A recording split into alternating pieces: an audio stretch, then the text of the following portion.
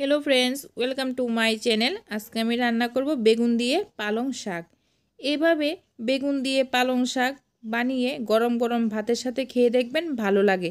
ताहले चलुन देखि नि किभाबे आज एई बेगुन दिए पालंग शाकटा रान्ना करब।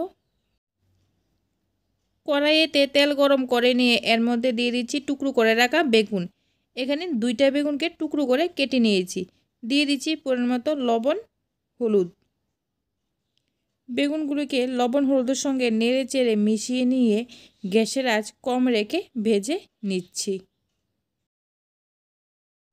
বেগুনগুলিকে 4 থেকে 5 মিনিট গ্যাসের আঁচ কম রেখে ভেজে নেওয়ার পর বেগুনগুলি ভাজা হয়ে গেছে।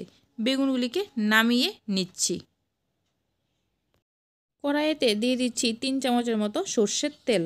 তেল গরম করে নিয়ে এর মধ্যে দিয়ে দিলাম 2টা শুকনা লঙ্কা। শুকনা লঙ্কাটাকে কয়েক সেকেন্ড নেড়ে চেড়ে ভেজে নিচ্ছি।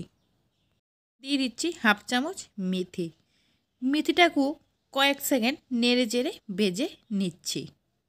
শুকনা লঙ্কা আর মেথিটাকে ভেজে নেওয়ার পর দিয়ে দিচ্ছি কেটে রাখা পালং শাক। এখানে আমি 500 গ্রাম পালং শাক নিয়েছি, আপনারা চাইলে বাড়িয়ে কমিয়ে নিতে পারেন।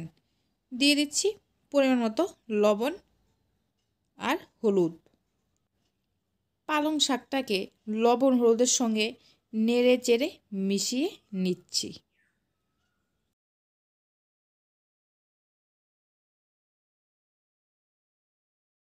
পালং শাকটাকে নেড়ে চেড়ে মিশিয়ে নিয়ে ঢাকনা দিয়ে রান্না করে নিচ্ছি।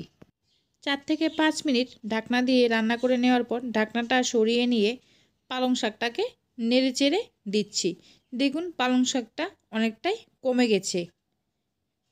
দিয়ে দিচ্ছি আগে থেকে ভেজে রাখা বেগুনগুলি। দিয়ে দিচ্ছি 4টে কাঁচা লঙ্কা মাঝখান দিয়ে কেটে রাখা।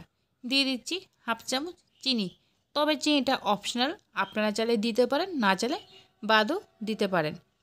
পালং শাকের সঙ্গে বেগুন, কাঁচা লঙ্কা আর চিনিটাকে নেড়ে চেড়ে মিশিয়ে নিচ্ছি।